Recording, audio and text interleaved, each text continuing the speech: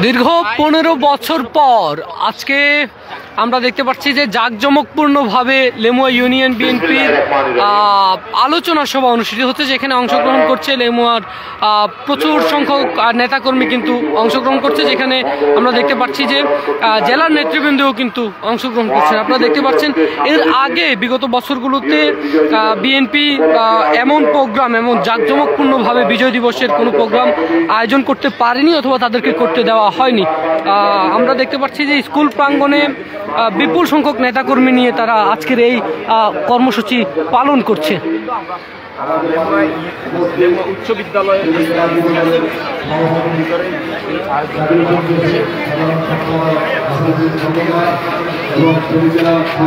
শিক্ষাবিভাগ দলের সাধারণ সম্পাদক এস.এম. কায়সার এলিম, ফেনী জেলা ছাত্র দলের সভাপতি সালাউদ্দিন মামুন, সাধারণ সম্পাদক মোর্শেদ আলম, সাংগঠনিক সম্পাদক জাকির হোসেন রিয়াদ, যুগ্ম সম্পাদক শওকত আলী জুয়েল এবং ফেনী পৌর যুব দলের আহ্বায়ক জাহিদ হোসেন বাবলু এবং